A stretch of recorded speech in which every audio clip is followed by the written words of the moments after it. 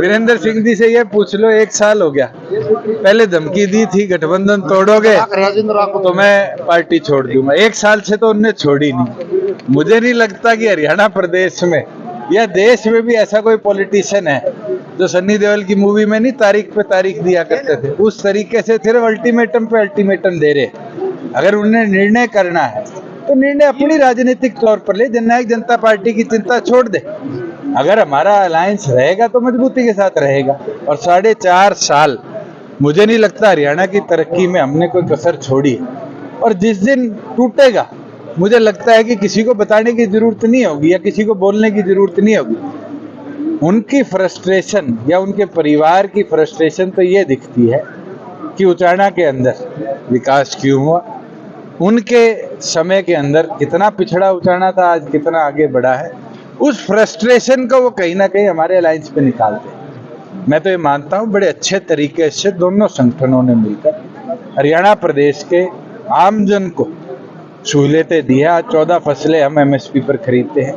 हरियाणा प्रदेश के अंदर हमारी सरकार ने, चाहे वो सड़कों का नेटवर्क हो, चाहे वो मेडिकल कॉलेजेस का नेटवर्क हो, चाहे वो व्यवस्थाएं हो, जो डोर स्टेप डिलीवरी सर्विसेज की दी, पीला राशन कार्ड है, आपकी फर्द है, आपकी पेंशन है, ये सहूलियतें दी है और ये मिलकर ही हमने मुमकिन कर पाया है। और आने वाले भविष्य में भी इसी प्रकार से मिलकर करेंगे। अगर उसमें 19-21 होगा तो मुझे नहीं लगता कि हमें किसी के प्रमाण की जरूरत है। एक चीज और कहना चाहूंगा कि पिछले दिनों ओलावृष्टि से पूरे हरियाणा प्रदेश के अंदर कई जगह क्रॉप लॉस हुआ। आज मैं उचाना में भी आता हुआ देख रहा था, ओलों से यहाँ भी क्रॉप लॉस हुआ है।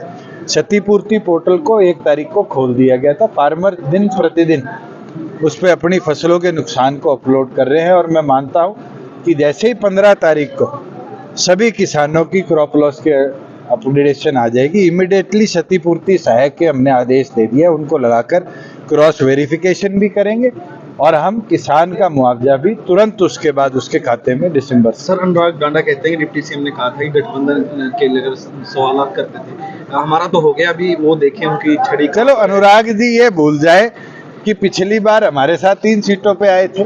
आम आदमी पार्टी तो राष्ट्रीय पार्टी बन गई, 3 की 5 पे 10 पे जाना चाहिए था, मगर वो हमारे साथ था 3 पे थे और ऐसी मजबूरी क्या कि कांग्रेस के साथ 1 पे ही रुक गए। और मैं तो उम्मीद रख रहा था अनुराग जी चुनाव लड़ते, वो बेचारे सुशील जी फंसा दिए। ये तो जनता है। कांग्रेस जिस प्रकार से बैसाखियों का सहारा ले रही है, कांग्रेस की तो नैया डूबेगी डूबेगी। मुझे लगता है दिल्ली में जो सीटें केजरीवाल जी ने उनको दी है वो केजरीवाल को भी ले डूबेगी। 13 तारीख को जननायक जनता पार्टी की जो हिसार लोकसभा की रैली है, जिस तरीके से परसों हिसार के साथियों की जिम्मेवारी लगाई, आज उचाना हल्के के साथियों की जिम्मेवारी लगाई है और मैं मानता हूँ कुछ उचाना का योगदान हिसार की नव संकल्प रैली में ऐतिहासिक है। सर, हिसार को ही क्यों चुना गया सर? हमने 6 लोकसभा पहले कवर करी है और 7वीं लोकसभा हमारी हिसार पेंडिंग थी, इसको हम कवर करें और बची 3 को भी आने वाले दिनों में हम कवर करेंगे। नव संकल्प के माध्यम से 10 की 10 लोकसभा सीटों पर जननायक जनता पार्टी ने पार्टी कैडर को एकत्रित किया है और अपनी ताकत को बढ़ाया। सर, क्या लोकसभा चुनाव भी गठबंधन में एनडीए की बैठक फैसला करेगी, मैं तो आज इस पे नहीं कह सकता, और अगर बैठक होगी नहीं उसके बाद के निर्णय उसके बाद।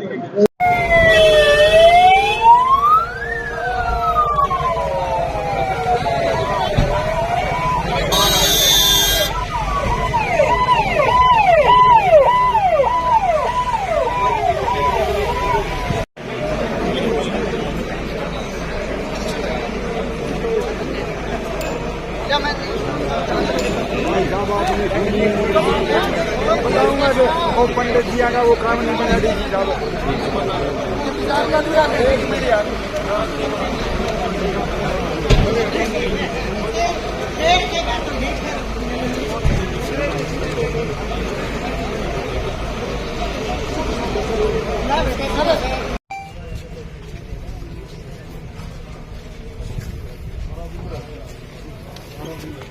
डिप्टी सीएम दुष्यंत चौटाला जिंदाबाद, डिप्टी सीएम दुष्यंत चौटाला जिंदाबाद,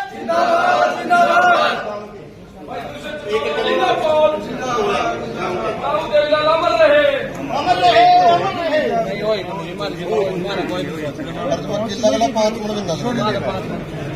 कोई नहीं आएगा।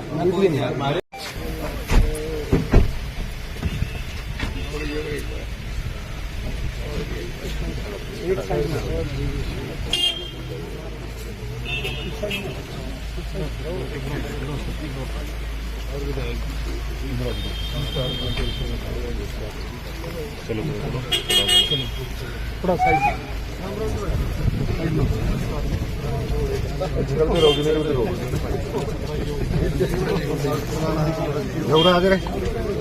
चलिए चलिए चलिए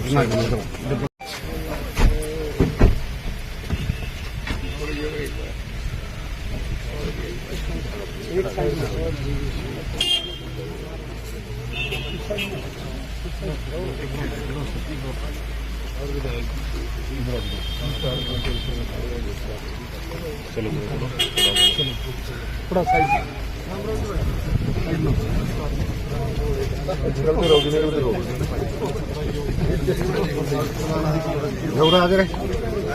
चलिए चलिए चलिए